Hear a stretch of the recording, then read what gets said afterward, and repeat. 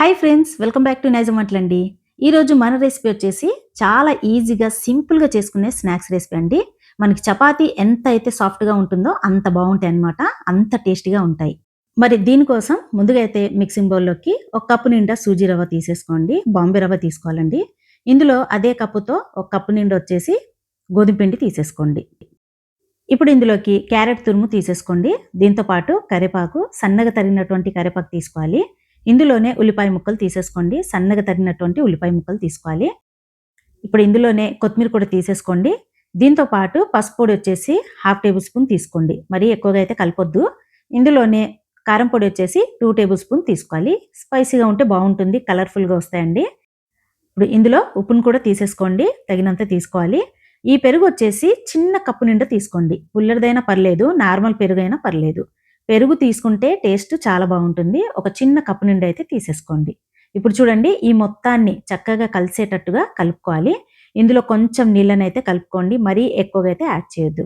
మనం చపాతీ పిండి కలుపుకుంటాం కదండి, ఆ కన్సిస్టెన్సీ అనేది ఉండాలి. ఇందులోకి గోధుమ పిండి దీంతో పాటు సూజీ రవ్వ కూడా తీసుకున్నాం కదా, సో కొంచెం నీళ్ళు మాత్రం పడతాయన్నమాట. ఒక చిన్న గ్లాస్‌కి హాఫ్ గ్లాస్ అయితే సరిపోతుంది. ఇప్పుడు ఈ పిండి మొత్తాన్ని మనం ముద్దలాగా కలుపుకోవాలి. మనం పిండి ముద్ద కలుపుకుంటాం కదా, చపాతీ పిండి ముద్ద, ఈ విధంగా కలుపుకోవాలి. చూడండి, ఈ స్నాక్స్ వచ్చేసి పిండి కలిపిన వెంటనే ప్రిపేర్ చేయకుండా ఒక 10 నిమిషాలు రెస్ట్ ఇచ్చామనుకోండి, పర్ఫెక్ట్‌గా వస్తాయి. ఎందుకంటే ఇందులోకి మనం రవ్వ తీసుకున్నాం కదా, సో ఈ రవ్వ వచ్చేసి ఈ 10 నిమిషాల్లో మెత్తగా అయిపోతుంది. ఈ పిండిని చపాతీలాగా ఒత్తుకోవటానికి పర్ఫెక్ట్‌గా రావాలంటే నేనైతే ఇక్కడ కవర్ తీసుకున్నాను. ఈ కవర్ మీద ఒక 1 టేబుల్ స్పూన్ ఆయిల్‌తో ఈ విధంగా గ్రీస్ చేసేసుకోండి. ఈ విధంగా గ్రీస్ చేయటం వల్ల తీసేటప్పుడు చాలా ఈజీగా వచ్చేస్తుంది. ఎక్కువ కష్టపడాల్సిన అవసరం లేదనమాట. చపాతీ ప్రిపేర్ చేయడానికి ఎంతైతే మనం పిండి ముద్ద తీసుకుంటాం కదండీ, అంత అయితే తీసుకోండి, సరిపోతుంది. ఇప్పుడు దీన్ని ఒత్తుకునేటప్పుడు మాత్రం ఇక్కడ నేను చూపిస్తాను చూడండి. కొంచెం నీళ్ళతో ఇలా తడుపుకుంటూ మనం ఈ పిండిని ఈ విధంగా ఒత్తుకోవాలి. మరీ పల్చగా, మరీ మందంగా లేకుండా చూసుకోవాలి. పల్చగుందనుకోండి అప్పడాల్లాగా వచ్చేస్తాయండి. సో కొంచెం మందంగా పెట్టుకోండి. మనకేంటంటే మెత్తగా చపాతీలాగా వస్తాయి. ఇలా ప్రిపేర్ చేసిన తర్వాత నేనిక్కడ తీసి చూపిస్తాను. ఎంత ఈజీగా వచ్చేసిందో. మనం ఆయిల్‌తో గ్రీస్ చేసాం కాబట్టి వచ్చిందండి. లేదనుకోండి ఇది అతుక్కోపోయేది. చూసారు కదా! ఇలా తీసిన తర్వాత పెనం మీద 1 టేబుల్ స్పూన్ ఆయిల్‌ని యాడ్ చేసేసి దీన్ని ఇందులోకి తీసేసుకోండి. తీసుకునేటప్పుడు మాత్రం మంట మీడియం ఫ్లేమ్ మీద అడ్జస్ట్ చేసేయండి.